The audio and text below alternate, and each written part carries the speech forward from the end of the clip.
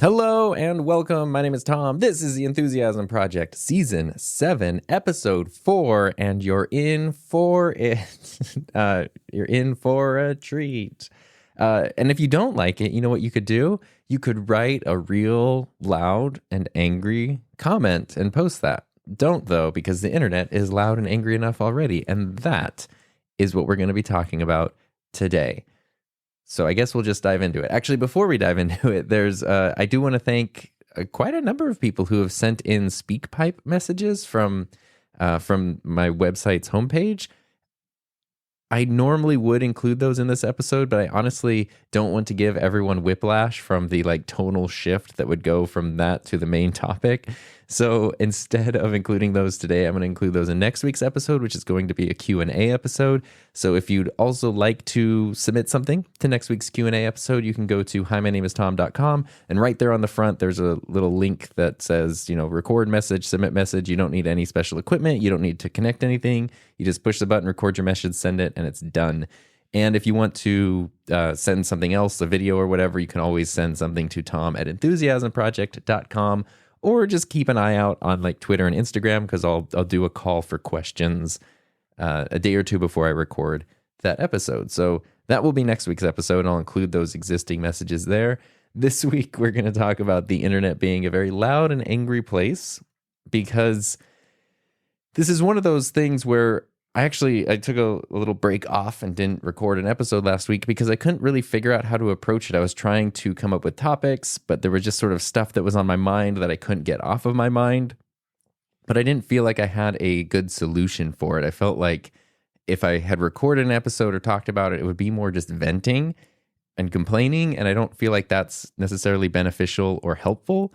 So what I wanted to do, that's what friends and family are for. That's what Heather's for. I can vent to her, and I did. And, I can just explain why I'm feeling frustrated. I don't need to have a solution or a purpose or anything. For the podcast, I feel like it's important for there to be some sort of concrete takeaway, and I just needed time to process my thoughts about something before I could not just explain, but also provide something that might be helpful to somebody else, either who finds himself feeling similarly or, almost as a preventative measure, learn from my experience. And a lot of it actually stems from, so the last podcast episode was all about the RODECaster Pro 2. I talked about the device itself, which, yes, I'm using that right now to record. I've got the SM7B running directly into it. I love it. It's great. It only gets better with every firmware update. I'm satisfied 100%. And we're going to talk about why that makes me an awful person today, I guess. So, that was what last week's episode was about. And the last half of that episode, I talked about just sort of my experience. That was the first time I've really worked with a company to launch a product proactively. Now, I've definitely had the experience of working with companies where they will send things that are not released yet. And, they say oh, please don't post this, or they'll tell me hey, this goes live on this date and time. And I'm like, that's cool. It doesn't matter. I'm not going to post anything on that day or time. And normally I just won't. It's, if I choose to make a video about the thing, it'll be whenever I decide to do that. And a lot of times I will consciously avoid it. Even currently, actually, the most recent video I finished editing is for something that comes out. Actually, wait, when does this? Oh, wait, it comes out today, the day I'm recording this, which is the 30th. So it's for some iFootage lights. iFootage is a company that makes sliders and friction arms and really cool camera gear and podcasting gear and stuff. And they're coming out with their first series of lights, and they're really great. And they sent me a message a while ago and said, hey, we're coming out with some lights. Do you want to test them? Do you want to check them out? And I was like, sure, absolutely. I didn't expect them to send over so much lighting gear, and so there was a whole friggin' lighting setup, and it was really cool. And so the cool thing about it was I didn't want to make a commercial for those lights, because I'm not even a lighting channel. Talk about lights, but they don't really fit in. And so I thought it would be cool, because they sent essentially a small, medium, and large light. I could talk about different lighting power sizes. And that's a common question I get. Do I need a 60-watt light? Do I need a 600-watt light? And I can be like, hey, let's look at small, medium, and large lights. Which one do you realistically need for your setup? And that was a cool way to it was a cool video. I really liked the video a lot. And they just kind of checked in very gently, knowing, with the whole ethics statement and everything, that just because they sent something doesn't mean there's going to be a video. Definitely doesn't mean it's going to go out on a certain time. But a couple of days prior to today's launch, the day I'm recording this, they were like, hey, just checking in. How are the lights? And I was like, yeah, I'm working on the video. It's great. It is. I know your launch is on Thursday and my normal upload day is Thursday. So that works out really well. But I don't really want to be a part of an embargo wave thing. So I'd actually like to do it the next Thursday.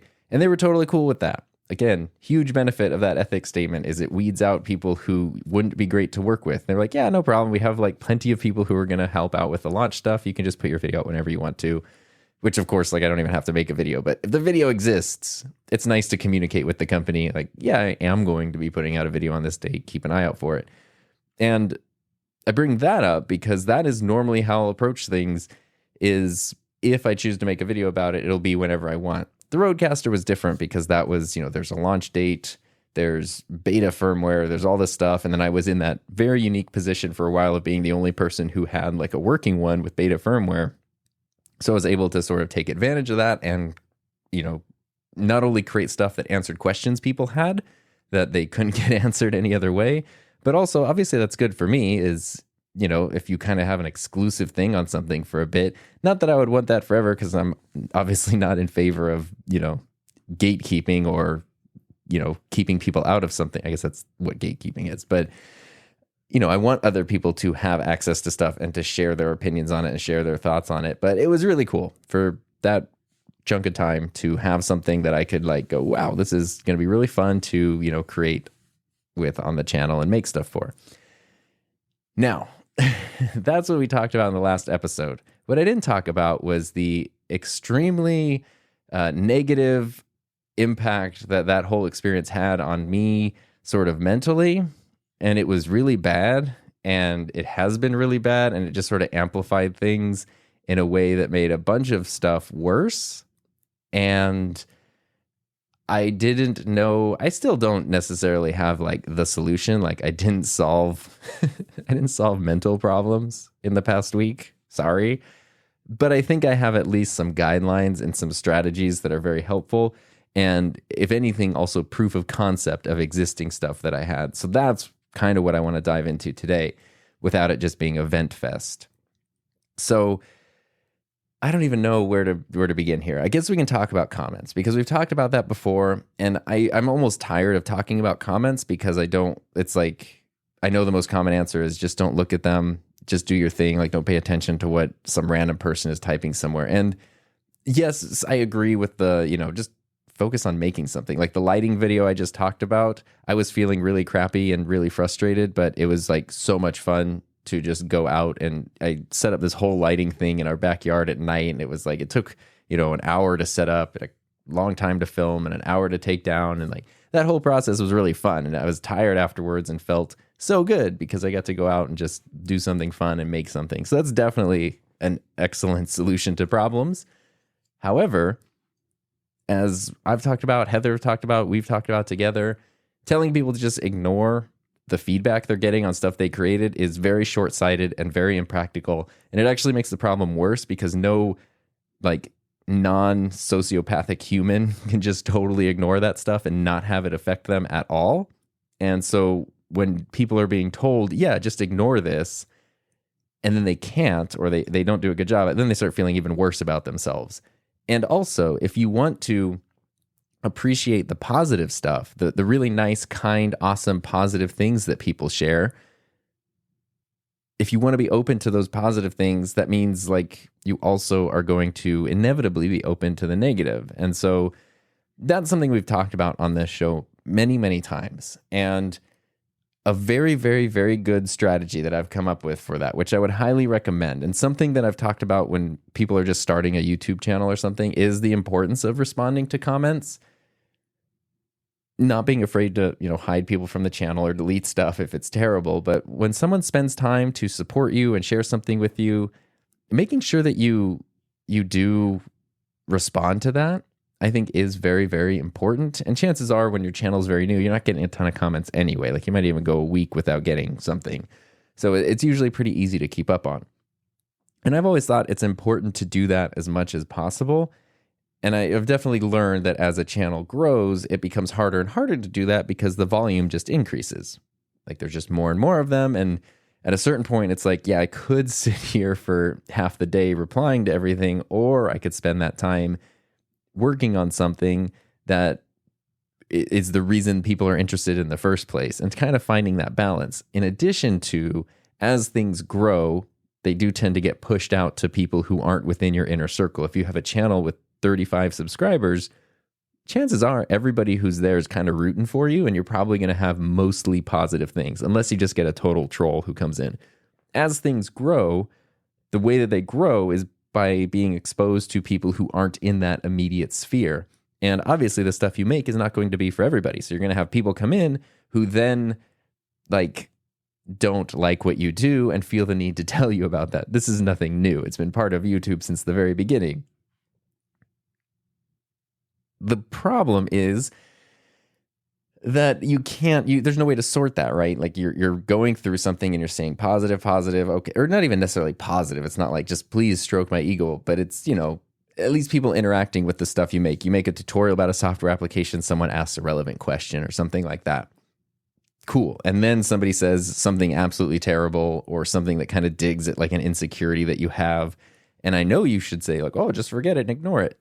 It's really hard to do that. So what I have found that has worked really well for me lately, and it's the hardest part is just being strict about this, is setting aside only a specific amount of time to interact with YouTube comments. And I think I've talked to other creators who have different ways of doing this. On a day that I release a video, I probably do spend a little more time, especially right after the video comes out, like replying to stuff. But generally, the rule is for me, 10 minutes a day. I literally set a timer like on my watch or on my computer, timer for 10 minutes, and then go through, and whatever I get through in 10 minutes, that's what I get through. Sometimes I totally catch up because there's not much. And sometimes I just write a bunch of quick responses. And sometimes I only do like one or two because I write really in-depth responses. Someone asks a question and I'm kind of curious about it, so I have to look something up and then paste a link for them or write a long explanation about something. And so the 10 minutes goes by and I only respond to one or two people. And that's it. And the hard part about that, the easy part is the timer goes off and you're done. So it's like, okay, whatever comment I'm working on, hit reply, and then I'm done, and that's it. That's nice. And then you can kind of like prepare yourself before this. So when you feel like it's not like 10 minutes at 10 o'clock or anything, it's just throughout the day, if I feel like, okay, now I'm ready for that, I can take a moment and prep myself and think, okay, you're about to do this. You're going to see positive things and you're going to see negative things. And, you can kind of get in the right headspace. It's much better than if you just have like push notifications enabled and then you're just like at the store and suddenly your watch buzzes and someone's telling you what an awful person you are as you're like buying peanut butter.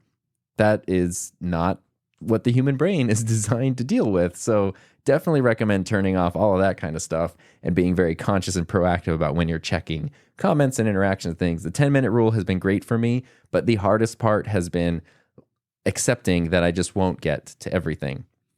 Sometimes, like I get through today's batch and then I miss some, but tomorrow maybe there aren't going to be as many comments. And so I'll actually, during the 10 minutes, get to touch on some of the ones that I didn't get to today. So it's not like they're lost forever, which helps me feel a little bit less guilty. But some of them are. Some of them are, someone will say the nicest thing in the world and I will literally never read it because I'll just never see it, because in order to keep my sanity, it's just part of what has to be done. And that's a strategy that works for me. I know other creators that, if they release a video, their video goes out, they wait a couple of hours for it to get views and comments. And then they spend, they sit down for 30 minutes and they just sort of engage with everybody on that thing. And then they will never, ever, ever go back to it again. And that's one way. And they don't look at comments at all between times of uploading videos, which to me is hard to do because it's just like you log into YouTube and it's like right there. You can't like close the comment box in YouTube Studio and just ignore it. So that is what it is. But that has been hugely helpful for me as far as YouTube comments and stuff go. Definitely recommend it. The problem that I've encountered in the past few weeks is that I can't contain feedback to the YouTube comments. And I've never really experienced this before. So here, I'll set you up with the situation. People want a new product to do everything that they need it to do for their very specific workflow.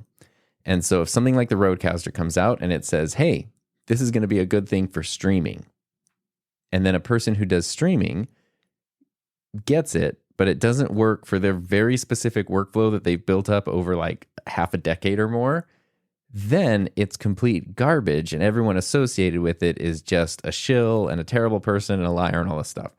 That's what the community that I've been fortunate enough to interact with over the past few weeks. And basically what it is, RODECaster Pro 2 comes out. Rode says, hey, this thing's gonna be great for podcasting, streaming, and musicians. And they talk very specifically about, we're gonna have lots of firmware updates to bring new features. Cool. Objectively, it's an improvement over the original. Like it is better than the original RODECaster was. The original RODECaster is also better than the original RODECaster was, because when that came out 4 years ago, it had all kinds of stuff that was missing, or things that would have been cool if it could do, or stuff that didn't make sense. And then they updated it with the community over time. And that's the same thing that's going to happen. A new thing comes out, they're like, hey, we think this is really good. Customer feedback, community feedback. Okay, we'll continue to adapt it over time. That's why the product is successful. That sounds very simple, but my experience has been not just in YouTube comments, but on every social media account that I have, comments there publicly, both and in private messages, in every email address that I have, which I have, I think I have like 6 different email addresses, probably, like everything from my personal one to the contact one for my website, to like my work email, to the one that's for students of my courses.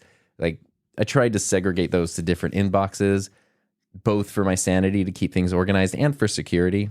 I didn't want to have everything going to one inbox, and if something happens or someone gets in there and does something weird, it just shuts everything down. So having completely separate accounts for all these different things is really, really good.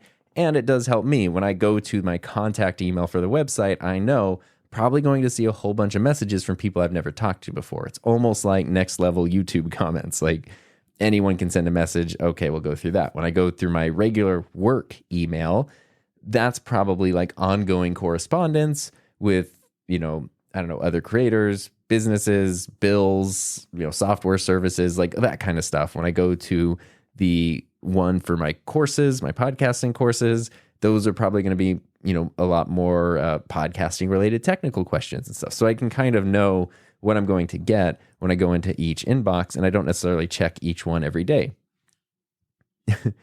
Every one of those has had angry RODECaster feedback in it. Even the ones that aren't super public. Literally every account that I log into has more of these. And so I can't escape it in my personal lines of communication. If I'm just trying to log in to get a copy of an invoice to send to our financial tax person, then I'm also seeing negative RODECaster feedback. On top of that, even at night, when I'm just trying to relax and hang out and I'm just browsing Reddit or something like I normally do, there's all the same feedback about how terrible YouTube influences are. Sometimes even just my name is there. My first and last name are there saying oh yeah, this person lies, and this person promoted this as being one thing and it's not for that, and clearly being paid a whole bunch of money, which I'm sure you probably know why that kind of comment gets to me a lot. But not being able to escape it. I need to check email for my job and stuff. I need to, be able to go into my accounts to check things, and to have this insanity pouring in from every direction in an unstoppable way has been kind of a total nightmare. And it all comes down to, oh my God, it comes down to two versions of things. 90%, maybe even more, is people who just want a Go XLR. So here's what I'm going to tell you. If you want the features of a Go XLR, just go buy the stupid Go XLR. I'll never buy one, because what I've learned is that there's a hugely number of wildly toxic people in that user base. So I will never touch that device at all. If you have one and you love it, that's great. I will never put a fingerprint on that thing. after the experience that I've had here. Because people are just mad that they can't route everything there, not understanding that the Go XLR is a $550 USB interface. Like it's a physical controller for software features. Basically, that's it. The RODECaster RODECaster 2 is a $700. Yes, it's a USB interface, but it's also a standalone thing. You could never connect it to a computer if you don't want to, and it can still work completely functionally. That's a huge difference. So you're looking at like this one super specialized thing, and then you're looking at another thing that has broader functions, and you're mad because it's not as specialized as that. Even though I fully think at one point it will be, because that's kind of what Rode has said, and maybe they could have, if maybe they didn't know how aggressive this community would be, but maybe they could have, if they said we're going to make this streaming thing, when it's released, it's going to have more options. It's going to have all these options just from the get-go. But like I talked about last week, creating something from the ground up, like writing every line of code from the ground up, is really, really difficult. So just getting the foundations in place was very important before starting to build on top of that with all the other advanced features. And obviously from Rode's marketing perspective, it's probably pretty nice every few months to be able to say, like, here's a huge streaming update, here's a huge music production update, here's a huge podcasting update. It is like that is not, I don't have any control over that, right? Like, I don't know. Like, the thing I know is that the original RODECaster had one USB input output, and the new one has 3. I'm not good at math, but I know that 3 is a larger number than 1. So from my point of view, that's pretty cool that I can have 3 USB inputs and outputs. Other people, I don't know what they're doing, and I guess I shouldn't judge anybody's workflow. You should be able to do whatever you want to do with your equipment. But other people out there apparently have a dozen separate USB things that they need going in and out all the time for whatever it is that they're working on. Cool. This isn't the thing for you right now. It doesn't do that. If there's another product that you already have that does the things that you want, just stick with it. Like, why are you going out and attacking another product? And fine, be critical of it. More importantly, send feedback to Rode. Send feedback to the company that makes the thing, so you can tell them this would be really important for these reasons here. Be polite about it, and they'll probably be pretty open to listening to you. Don't come to me about it, because I can't do anything. It's also not necessarily part of my workflow. So like, the number of like weirdly, wildly personal attacks I've gotten over this, mostly related to USB routing of all things, has just been like insane. I have to be constantly like deleting things, wiping things from all of my accounts that people are sending in that are just like horrific. The other, 5% of feedback is usually someone who has an actual bug in their firmware. They're like, my RODECaster is stuck on a boot loop, or something weird is happening, and it's like, oh, that clearly sounds like a bug, just reset it and it'll probably be fine. That's fine. And that's very minimal, and that's something that's just going to happen with anything, much less something new. the idea that like obviously, like, the thing that I guess when I talked about some of this to Heather, and I don't think I'm doing a very good job necessarily explaining the full breadth of this, because when the thing I just described happening from all these directions happening constantly for weeks on end is very hard to deal with and very confusing. And it's like, please don't go find the very not super public email address for my podcasting course students and then send me like RODECaster hate mail through that. That's not cool. That's not necessary. That's also incredibly creepy and weird. The other thing is, what Heather was saying was, it really sucks because my excitement for something like the RODECaster came from a genuine place of being excited about it, of trying to cobble together a workflow with existing stuff, and then suddenly a tool showed up that like made everything better and easier for me, and I was really excited about that, and it was just a ton of fun, and that's why I got excited about it. And then I found out that by me telling people about that, they also found out about it and got excited about it. And I know the majority of people who have like the new RODECaster, they get it, they're happy with it, they're not, they're not saying anything, they're just doing their stuff with it. It's a small, very vocal minority who are doing these things. Even like, I don't go on Facebook hardly ever, but the times I check in to make sure like distant relatives are still alive. There's all these notifications from like user groups and things where it's, again, by name, like, here's this guy saying this, he's a liar, which like, there's nothing, most of the stuff in my RODECaster videos is literally just taken from the user guide. It's not like I'm making any crazy claims. I'm also very clear that it's a thing that I like, and I do have a bias towards it over other stuff. And I'm also super clear that I don't even know everything. I mentioned multiple times in the videos, in the comments of the videos, all that stuff that like, oh, you know what? I could be wrong about this. I'm not entirely sure about this. It's, I use it for certain things or certain features that I just don't use as much. So it has been like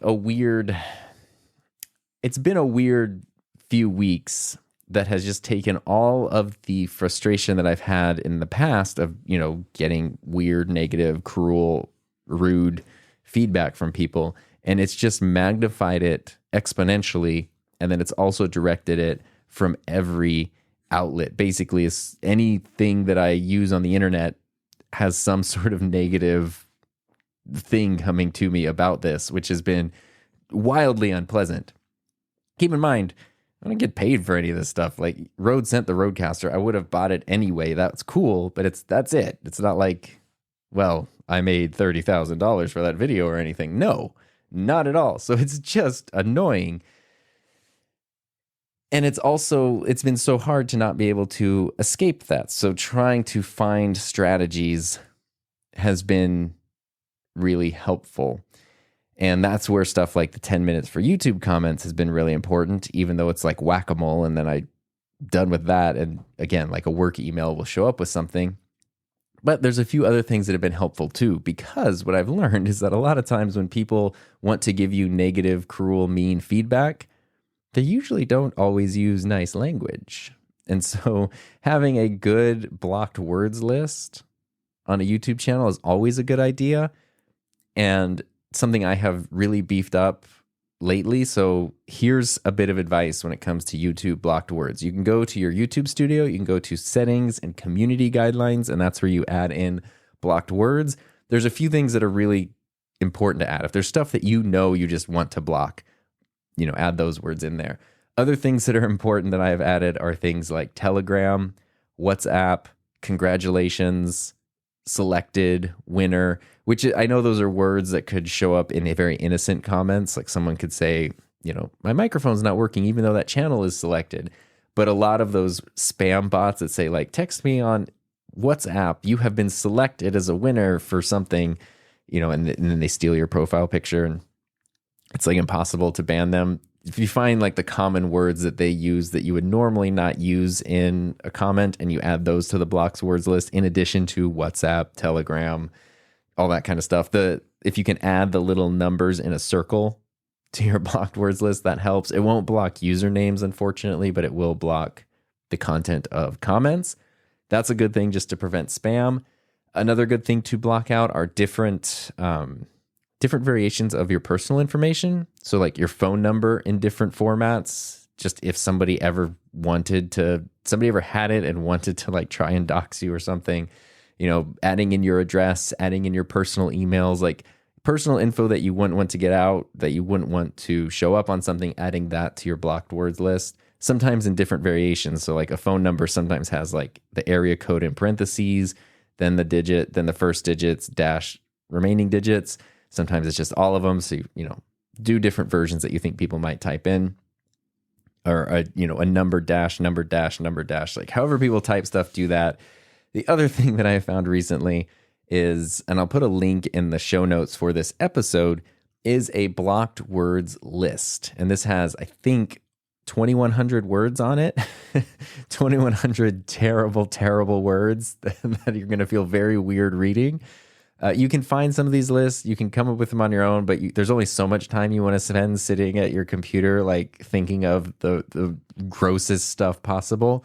And so I'll put a link. It was actually put together by Paul Duncan, who's a huge part of like the Ecamm community. He also goes by the name Mr. Moderator because he's like the most extraordinary moderator of live streams and live events and all kinds. He's a great guy who keeps things going on point and focused. And he did the dirty work of putting together this huge words list that I think it's not free because God, he needs to be paid for doing this. I think it's $10. It's $10. Absolutely worth it. You get a huge blocked words list and you just paste it in there. And then that's going to cover you for like most stuff. And the people can still leave comments with those things, but they'll be in your held for review section in YouTube Studio. And then you can click there and go when you want to and approve them or trash them. The only tough part though is everybody's sensibilities are a little bit different. So for example, a word like damn, some people might not want that on their channel at all. Whereas I don't personally care, especially knowing that a lot of the stuff that people reach out to in comments are kind of like tech support related, which usually means they're feeling frustrated when they're leaving the comment. Not frustrated at me, but they might say like, I've been trying to get this damn thing to work all day. Do you know what I could do? Blah, blah, blah. There's nothing wrong with that comment. There's no reason that should be deleted. Even if I don't reply to it, someone else might see it and be able to reply to it. So, there's words that I went through the blocked words list and deleted. I think darn was one of them. My screen name is so darn Tom, so it's like that would get blocked. No, we'll get rid of that. And things like that. So there are certain things that are clearly unacceptable and other things that are kind of a gray area for everyone to decide on their own. So I definitely recommend going through the blocked words, like adding it to your YouTube Studio and then going through and deleting the ones that you are okay with. The downside to that is you're going to be going through 2,100 really, really terrible words, or almost 2,100 if you're okay with some of them. So it's kind of important. I had to do it in like a few different sessions of like, okay, almost like going through the comments. I need to like steel myself ready for this and then just go through and, scroll. I just did it by letter. Okay, here's all the Z's. Here's all the Y's. Here's all the W's. I started at the bottom and worked my way to the top, just like I did in real life. I'm kidding. And that it took me a few sessions. So I would just remember, okay, I'm on the R words. I'm going to leave now. When I come back, I'll go back to, start with the R words and continue on from there. And that actually hugely helps because it's blocking a lot of negative stuff. And it's also really important to help keep the tone of your community strong. So even if you're okay personally with some profanity, I think it's important to think of, what it is that you're making and how other people are going to feel by some of these things. If they see your channel, they want to leave a comment or say something, they scroll through the other comments and they see a lot of like kind of like rude, awful stuff. Is that going to create a welcoming environment for them? Or is that going to create kind of a hostile environment that they're not going to want to be a part of? And that's also why I think it's kind of nice to block out some of this other just some of this other stuff. You can also create comment guidelines now, which is really cool. It's in like, I forget exactly what setting it's in, but it's somewhere in the community settings. And it's a little thing that pops up when someone goes to comment on your channel for the first time or for the first time in a while. It'll pop up and it'll just say like whatever 3 rules you want to choose. Please remember these guidelines, boop, boop, boop. You can add up to 3 of them. And then they just click OK and leave the thing. It's obviously not going to stop anyone from being awful, but it's at least one more little roadblock where they have to very consciously go against what you're asking them to do something terrible. So that's a very cool thing to add. Another thing that has saved my sanity, and this is definitely your personal approach, and it's going to depend on the kind of content that you create and put out there. But over the past 5 years, I've just sort of become unofficial tech support for a lot of different things, especially stuff like the RODECaster. And part of me doesn't mind that because I like talking about that stuff, like I'm excited about it and it's fun to talk about. So I don't really mind.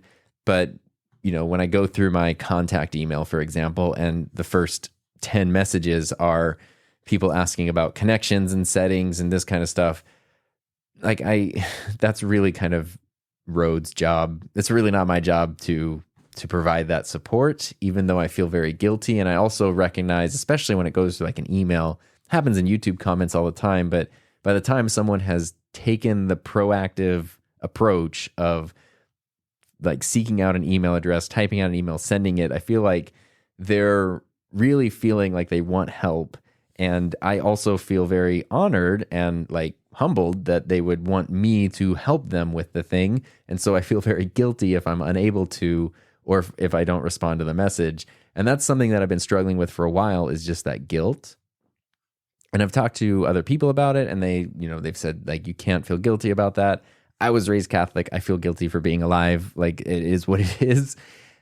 Guilt is just a part of my personality. But something that has helped is to I guess, make clear boundaries. And that's what a lot of this comes down to, is these clear boundaries.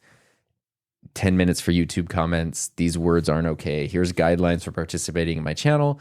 Something that I've had as a jokey thing on my website for a long time is on the contact page at the bottom near the send button. It says, just a reminder that I'm not tech support. Most companies have people who are far more intelligent and better looking than me to help with this stuff. And it's like, haha, here's a little goofy reminder that I'm not tech support. But it's actually become kind of an issue now, is like being tech support for companies that I do not work for, and sometimes really not qualified to be tech support for. So now at the very, very top of the contact page in bold, actually I can open it up right now, because it might be something, if you have a website or a contact page or something, it might be something that you want to add to.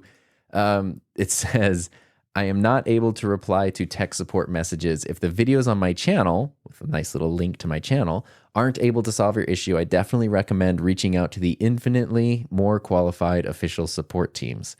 And that way, that sets up the expectation right there, that if someone's going to the contact page and sending a contact email, I don't say like, I may not be able to reply, I say I'm not able to reply.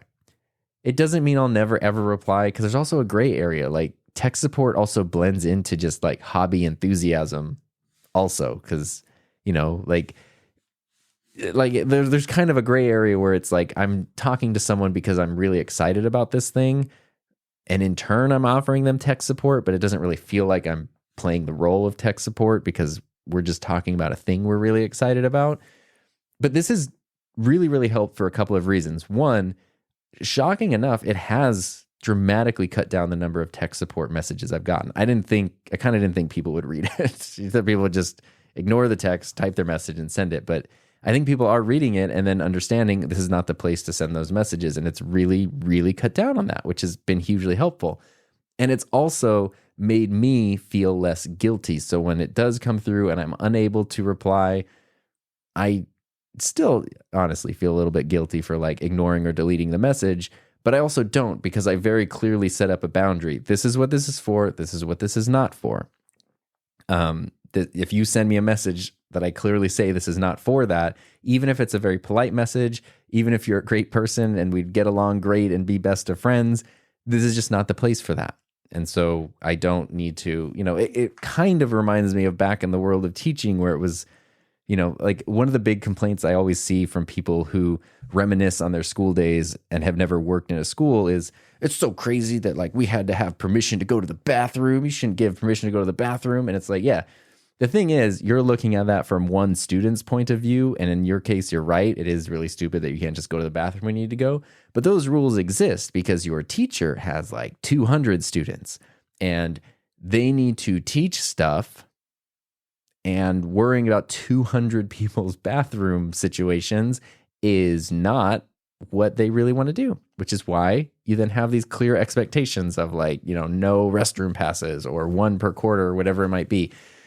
And I know it seems like on a one-to-one individual basis absurd and ridiculous, and it is, but when you remember that it actually exists because the person deals with a larger number of people, then it makes a lot more sense. And it also helps provide like an equal type of treatment to everyone. So equitable treatment maybe is the word. And this is sort of the same thing. It's like, here is my expectation, just like I used to have in the classroom. If you meet the expectation, then you get the positive result. If you don't meet the expectation, you get the negative result, or, you get ignored. In this case, that would be the negative result. And that it kind of is what it is. And it really has helped. So that has been something that's been actually huge for me, is that, is just being super clear about what I'm here for and what I'm not here for with people. And just trying to, the harder part, I guess, is because I'm thinking of when I go to bed at night, trying to go to sleep, reading a book is a great way for me to go to sleep. But sometimes I'm either not in the mood to read a book, or I'm not, like, I don't have a good book that I'm in the middle of, or maybe I'm just not in the mood right now. Maybe I'm in the mood for a really good fiction story and I don't have one, or I'm in the mood for nonfiction, like whatever it might be. Sometimes I'm just not in the mood to read a book. So that's why I like to read Reddit, because it's small, short posts. So I don't go down crazy rabbit holes and try to like get obsessed with the topic. It's sort of just like, here's a funny question. Here's funny answers. Here's something interesting. Okay, cool. And then that very quickly like helps me to kind of wind down and go to sleep. It has been very frustrating where now, because some of the subreddits I, like subscribe to, there's the podcasting one, there's audio related ones, there's the road specific one. There's all this kind of stuff where it's like, I'm interested in the stuff that's there, but now as I'm going to sleep, and it is dying down now because the RODECaster Pro 2 has been out for a while. So thankfully it seems like it's going away a little bit. But that's where, I'm going to sleep, everything's good. And then suddenly, like, you just see your name on the screen. You're like, what? Why is that there? And then it's somebody talking about, what a liar you are, or how terrible you are, or you omitted something intentionally to deceive people to try to sell more Rodecasters. It's like, I don't care if you buy a Rodecaster or not. Like, what? Sure, I guess there's affiliate stuff. If you buy a Rodecaster, if you buy your if you buy your $700 Rodecaster through my B&H affiliate link, I don't want to brag, but I get $12. Yeah. So clearly it's very worth it for me to make a bunch of videos that take somewhere between 10 and 20 hours each to make, so that I can get that sweet $12 taxable affiliate revenue. So ultimately, when I see people saying things like that, I know they're wrong. And I guess that's another thing. Oh my gosh, I forgot about this. I don't know what this is. I don't know if it's like gaslighting's not the right term, but it's like starting to question yourself. So the other day, this is going to be a terrible example. The other day, Heather was listening to a podcast. Her favorite podcast is called Criminal. She's obsessed with it. She loves it. I think she's wearing Criminal socks that I got her for Christmas right now. And it's sort of like, it's a really well done podcast. It's like a true crime podcast, but it doesn't go into the like, isn't it cool, this terrible thing that happened to somebody? It's more like, here's a very interesting story that kind of goes in a direction you didn't expect. And the most recent episode was about a guy who was like accused and convicted of murder like 35 years ago based on teeth bite marks. And he had like an alibi. He had witnesses that he was nowhere near. He was not involved in this at all. But because like a kind of random person, like quote unquote professional who could do teeth bite analysis said, nope, those are definitely his teeth, he was convicted. And turns out they weren't his teeth, and he didn't commit the murder, because as DNA evidence emerged, they found the real murderer who had ended up dying in prison for like another thing anyway. And so the first guy was released from prison after 33 years. And of course, there's like zero consequence for, the state or anything, the system for that. There's like, oops, like our bad, sorry. And now he's lost 33 years of his life to being in prison. But one of the things he's talking about is he's explaining how he started questioning himself. Like he knew he did not kill anybody. Like he knew this. But going through this thing and then just sort of sitting and ruminating on it for 33 years, he said there were times where he started to doubt, like, did I take something I don't remember taking? Did someone slip me something and I blacked out? Like he actually started to wonder if like maybe he did do it, because why else would he be in this situation if he didn't? It was like too hard to believe. He didn't do it though. He knew he didn't do it. But because so many things were saying he did, he started questioning whether or not he actually did. This is a much smaller scale situation. That's a terrible circumstance to be in. But I know the intention behind when I create something. I know if I'm making a video, I'm making it because I'm interested in it. I know I'm making it because I think it will be helpful to people or it will be fun. And then when I have people telling me that I just made the video to sell affiliate links and earn that sweet $12, or, to do something, have some other purpose behind what the purpose is, I know that they don't know my intent. I know they know that I know that they don't know. I know why I made the thing. But it's wild how you can see somebody say with such certainty that you did something for a different reason. And for whatever reason, when it is written out in text on like a post somewhere or a message somewhere, for some reason being written gives it like a different level of, feels like validity, even though it's not, or it's not accurate. I mean, this is how like Fox News exists, right? It looks like a legitimate TV news thing. It's like got fancy graphics and stuff, so it doesn't really matter what they say because it looks legitimate. It's sort of like the same thing. And the thing that's been crazy, like here's a very good example. I had someone leave me a message. I had a couple people leaving messages about the build quality of the RODECaster 2, saying, I really wish Rode didn't like slack it on the build quality of the RODECaster 2. The original was much better built. They're both really well built. The new one is objectively better than the original. They're both fine. Like neither one of them is going to fall apart. They both have a metal top plate and plastic sides and bottom. The original one has much thinner, lighter plastic. The new one has much thicker, harder, more durable plastic. Like if you just touch them, feel them, hold them, you can tell immediately which one is better built. And it's crazy to me because I'll say like, oh, actually, you know, the new one is significantly better built than the original one. And then I will have people tell me that I'm wrong as I'm like literally sitting here touching both of them.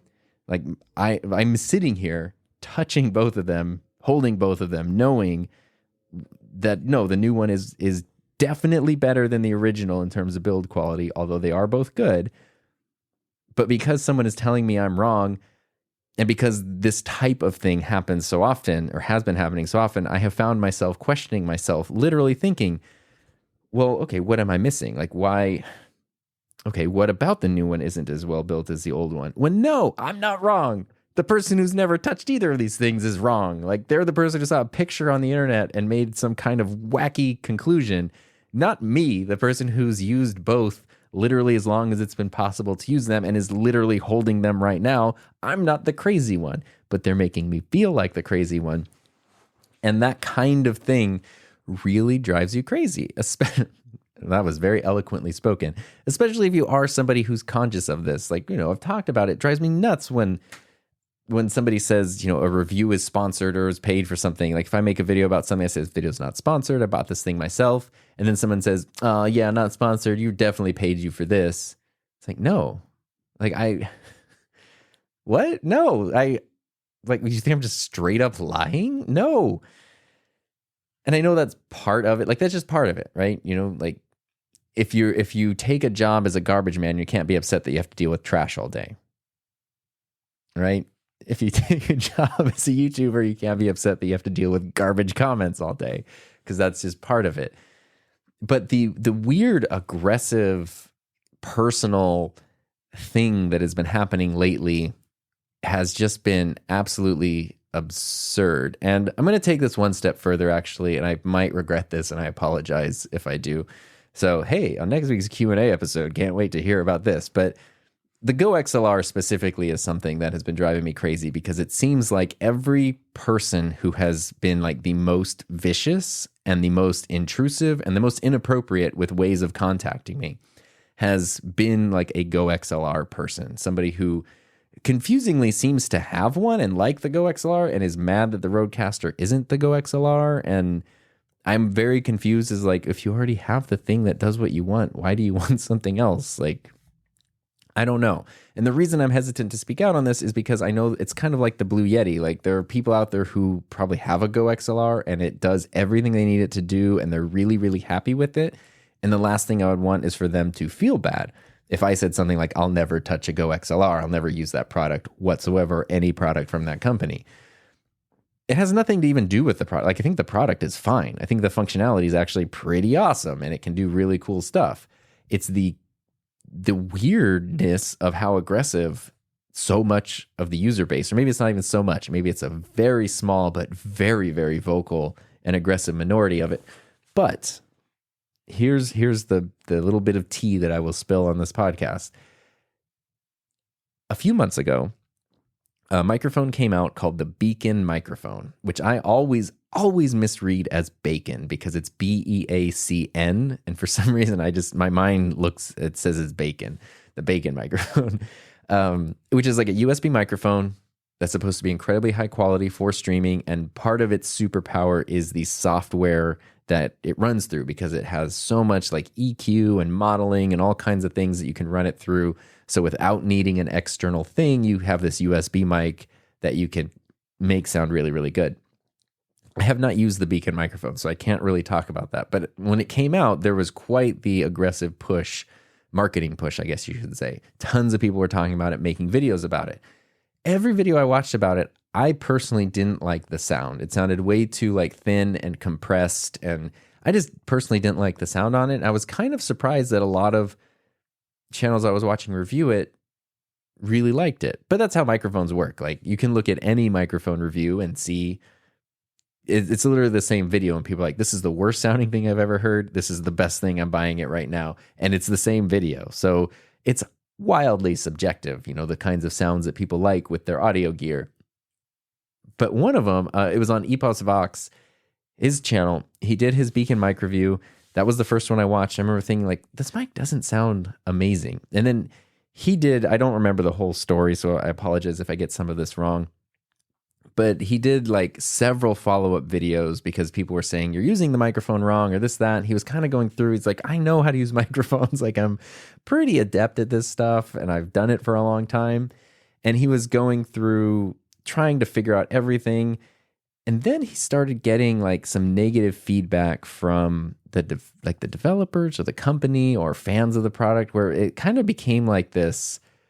Every time he said something negative about it, he got almost like taken to task on social media for the stuff that he said about it, even though it was just sort of his opinion and based on his experience. Like, this microphone seems to be cutting out these frequencies. Like, this microphone seems to have this issue here. Or the software seems to be doing something here. Whatever it might be, it seemed like people were getting like really aggressive towards him, to the point where the last I saw him that story, he was like, I'm done with this. Like, I'm not talking about this anymore. I'm not dealing with it anymore. It's not great. So it seemed like the impression I got was that there were a lot of people, both like within the company and like aggressive users of the product, that were like attacking this person just for having a different opinion or a different experience of it than them. I think, from what I understand, the Beacon mic works with Windows software. So that's one reason I've also never looked into it, is because I use a Mac, and so I can't use a Windows mic. But from what I also understand, and I could be wrong, the CEO of Beacon is also the person who started GoXLR. I think they're different companies, but it's the same person. And that, for me, kind of snapped some things into focus. If I'm looking at two different products, different product categories from different companies, but that same kind of like overly aggressive, hostile thing that surrounds it, and there's one common factor, it seems like, and I'm not saying that like the CEO is the one who's going out and writing all the messages or anything. I'm pretty sure they wouldn't have time for that.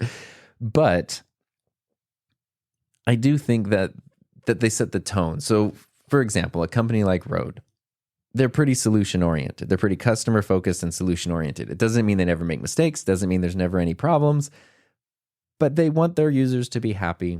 They're pretty open and honest. Even when the RODECaster Pro leaked before the launch, and that was like really upsetting to Rode, Ryan from Rode like went on a podcast and just answered all the questions about it before it had been announced, because it's like, why not? People know about it. We'll just do that here. Like, they're very open to feedback. When people submit, hey, I'm having a problem, when all the negative stuff that comes to me that shouldn't, when that goes to Rode, they handle it well and they approach it well. And I think that builds a culture both within the company and within the user base that kind of has that same attitude.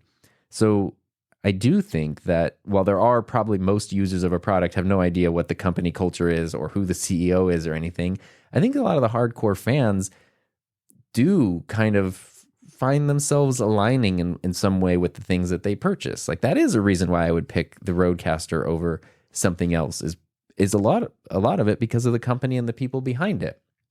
So if you're aligning yourself with a company and people behind it who tend to be very aggressive in like how they handle criticism or negative feedback, then it sort of makes sense that you would be the kind of person who's going to then be very aggressive giving negative feedback. And I know I'm getting very much in the weeds here, but it was just really interesting to me that the experience I had from this one product, there's two different products, two different things. Everything is different, but the one similarity is like some of the executives behind the product creating a culture where apparently that's just what you do, is just act aggressive towards other things.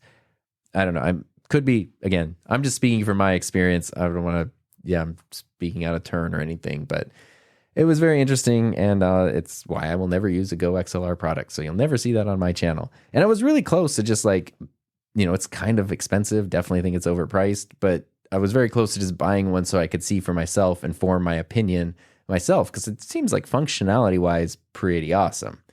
But yeah, no, that won't happen. That won't happen ever. And then the other thing, this was all happening. So this is clearly the most important thing, right? My RODECaster drama. There was nothing else happening culturally that could have upset people over the past few weeks, especially in the United States, right? Nothing at all.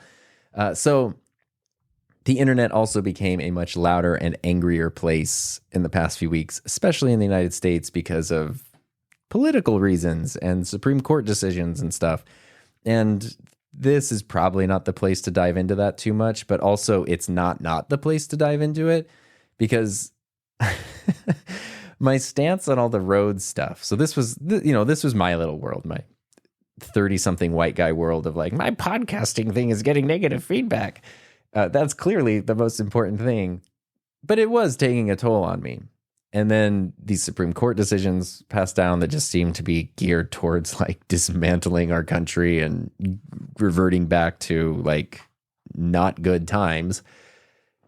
And the internet obviously became a much louder and a much angrier place. And so my stance had been to just be quiet about everything. Like the stuff I talked about in this episode was definitely not planning to make an episode about it. This was like something I'll just kind of like work through, deal with. I don't need to talk about this. I don't need to bring it up. But I decided that I wanted to. And then when it came to political stuff, it was like, I'm just going to be staying off of the internet as much as I can, because I can't do anything.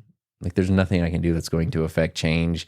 And I definitely don't like, and seeing people angry and upset and hurting each other, it just takes a toll like on my soul. I'd rather just go make a video about lights, But one thing that I have been very vocal of in the past is, the lack of diversity among creators working with companies. Specifically, the company I've called out many times, this is the Tom Calls Out Companies podcast now, is DJI, who make great products. Like whatever product category DJI makes something it's pretty much the best. Like, would you want to buy another drone? It's like it's going to work terribly and not be reliable. No, DJI makes the best ones. Everything they make is great. But I will not be buying any DJI products until they fix this problem they have, which is just completely ignoring female creators. And it could also include like people of color, although there are some like non-white dudes in their stuff, like a couple. It could definitely be more, but there's basically never any female creators. I've talked about that before. And, I've also talked to female creator friends, some with very large channels, bigger than mine, who are like, yeah, they will not talk to me. They will not work with me. Or DJI will say something like, well, they will finally talk to someone with DJI and the company will say that they need to take channel size and audience size into account before they can work with someone. It's like, yeah, but you gave this white dude with like 8,000 subscribers a brand new product, but you're not going to give the girl with 400,000 who's in the same niche. Like, I know there just aren't as many female creators in like the photo video niche as there are male creators. Like, totally get that. So from a company's point of view, you're like, I'm trying to find people, but the number of people who are in this niche, who are interested in our product, who would be good to work with, who are reliable, like that's already you've limited it a lot. Like your search results are going to be small. And then to go further by like gender or something, it's like, well, we're not going to be able to work with anyone. But also they're totally slacking it and dropping the ball entirely on that. So I've been very vocal about that.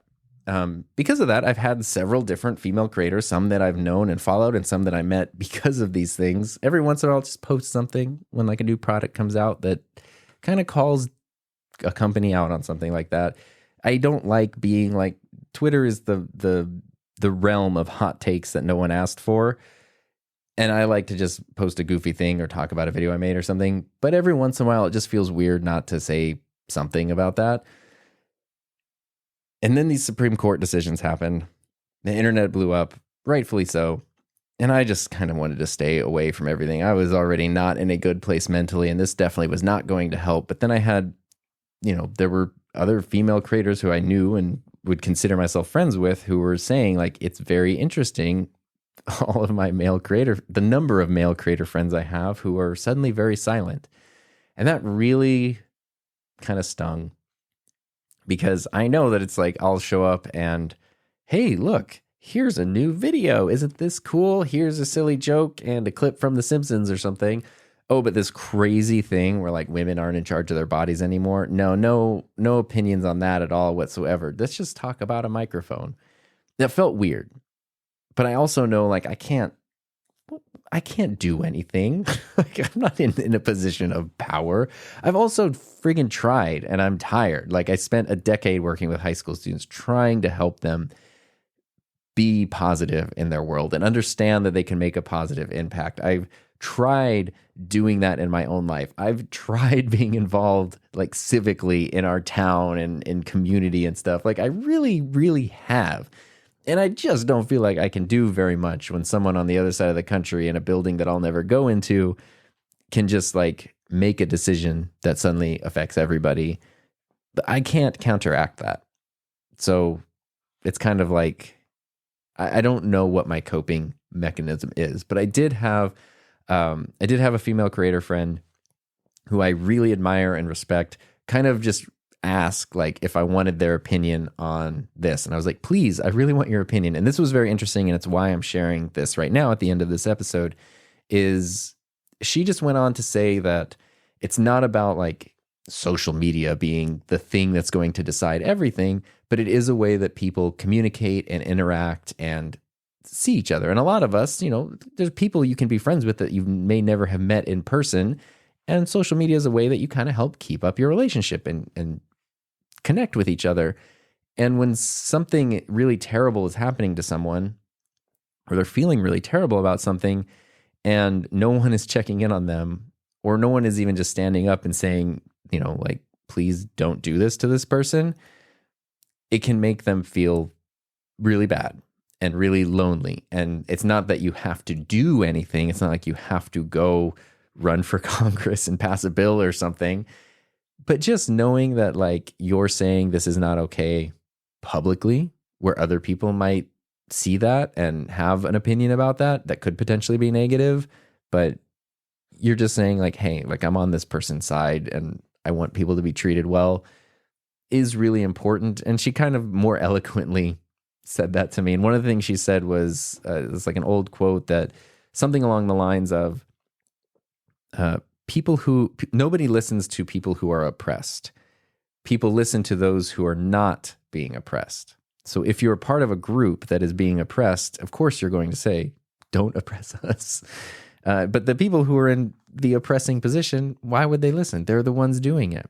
It's when people who aren't in that position say something and speak up that then potentially other people could listen, because those people are speaking up from a situation where maybe they do have something to lose or nothing to gain, at least. Just not being quiet really helps. And the thing that really stood out to me was at the end of like these voice messages, she said, I don't think I've said anything revolutionary, but this is how I'm feeling. And that really clicked to me, because the whole time I was listening to the messages, I was thinking, gosh, this is so, like, she was eloquently putting it in how it felt from her perspective as a female. And I guess it seems so obvious. And even as someone who tries to be empathetic and understanding, I feel like it should have been obvious, but she just said it in a way that made it so much more clear about like, it's not that you need to go fix the problem. We just want to see people that we've thought are our friends just standing up against something that is terrible. And I guess what I thought was, it's not revolutionary to you because you've had these thoughts and lived this experience every day. So it seems very normal. But to me, who hasn't been in that position every day, it actually kind of was revolutionary in a way, and showed things in a light that I hadn't seen them before, which made me feel like I should at least say something. I should at the very least just say that I'm not okay with this. And I can do that in my own clumsy, way, the best that I can. And it's not that that's going to change anything, but at least I'm not being quiet. And maybe me doing something clumsy will make somebody else feel okay saying how they feel in their own way. And then somebody else will say something, and somebody else, and you kind of need, it's that same thing going back to like school situations. How many times in a classroom is it like, okay, something is done. Are there any questions? No hands go up. Finally, as soon as somebody raises their hand and asks a question, then there's a flood of more questions. Like, you kind of always need that first one or two people to break the ice, and then let everyone else feel comfortable doing that. And and so I thought that was an important thing. And I bring that up because it would have been very easy, considering the last few weeks of what the online world has been like, for me to not do any of that and go away, and definitely not engage with a highly polarizing political issue. But also it didn't feel right. And I don't know, the fact that you might have some kind of platform where some people might listen to what you're saying, I don't know. It's important to not be quiet about things that are really important, like other people not having basic fundamental human rights, even if that is going to make things worse for you. Because if I thought people had opinions about podcasting, yikes. But I don't know. I guess that's, I don't know why I brought that up, other than that it was sort of a thing that happened as I felt I had a handle on, okay, I know how to handle all this feedback. I'm feeling like I'm having some strategies to work with here, but now I'm just going to pour a bunch of gasoline on this fire. But I think that was something that had to be done, and that is important. And I guess I'm just sharing that, and maybe you could take away what you will with it. But I would definitely encourage any guys who are listening, especially if you have some kind of audience or some kind of platform, and you feel like you don't know what to say about things because you just don't know what to say. So you don't want to say anything because you don't want to make it worse, or you don't want to cause any problems. Being silent in situations can be worse than saying something, believe it or not. And you don't have to change the world, but just a simple moment of letting people know that you're there for them, that you believe in them, that you are on their side when they need people on their side, can go a very long way, especially if you're not part of the group that is in that like downward position at the moment. That's the most eloquent way I can put that. So that kind of brings us to the end here. I wanted to share, I feel like it was as a hodgepodgey situation, but that's okay. I wanted to share sort of my experience here, not just to vent because I don't need the podcast to do that, but because I do think there were some practical takeaways, things like 10 minutes on YouTube comments, even stuff like setting up separate email addresses for specific outlets, is really, really helpful. And also things like the blocked words list, which I'll put a link to in the show notes. All that kind of stuff. I do think there are some practical things, regardless of where you're at. If this is something you are dealing with or something you haven't dealt with yet, because what you're making is still new and relatively small, being aware of these kind of things can definitely help you as time goes on in the future. And then in addition to just being aware of, one thing that definitely did, the things that I learned from like the YouTube brand side of things was what really had to do with, that thing we talked about, that influencer thing, as terrible as that word is, it does relate to the idea of having influence. And, I tried to be aware that my excitement over something like the RODECaster Pro 2 and saying, I'm so excited to use this for streaming, somebody else could hear that as like, oh my gosh, this is an all-in-one streaming thing. It's perfect. It's like, I don't need anything else like that. And then they're going to jump in and feel disappointed because like my excitement pulled them in the wrong direction. It's not necessarily my problem, but probably something that's important to be aware of just how that stuff happens. It's also, it definitely taught me like not to do product releases anymore. It was just not, it wasn't fun. Like it was really fun. The process was really fun. The experience of working with the company was really fun. The public facing side of things, absolute nightmare. And really wouldn't want to do that again. So, unfortunately, and it also did teach me, like, part of me did feel like if I'm doing something that so many people think I am being paid for this company, like maybe I should be getting paid for this. Like, maybe I'd feel a little bit better if someone wanted to say like, yeah, you made this video to get a bunch of money. But I'm like, yeah, I got 10 grand to make this video. Sure.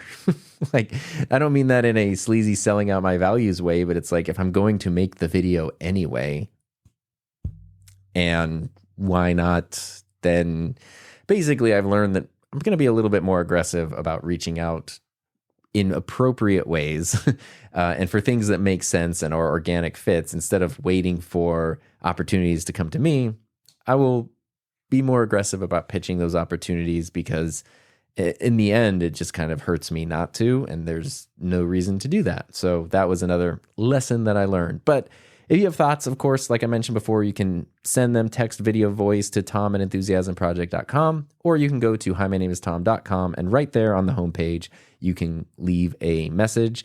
Very, very easy, super, super quick. And next week will be a Q&A episode, so if you want to submit something for that, go ahead, or keep an eye out on Twitter, Instagram, and I'll be posting a call for questions. The questions on Instagram are usually through stories, because it has the thing where you can like submit answers to questions. And then Twitter is usually just a Twitter post. Sometimes I do YouTube community stuff too. It just sort of depends on the mood of the day. But otherwise, I very much appreciate you for listening. I hope you have a safe, happy, healthy, fun rest of your day, and I will see you next time.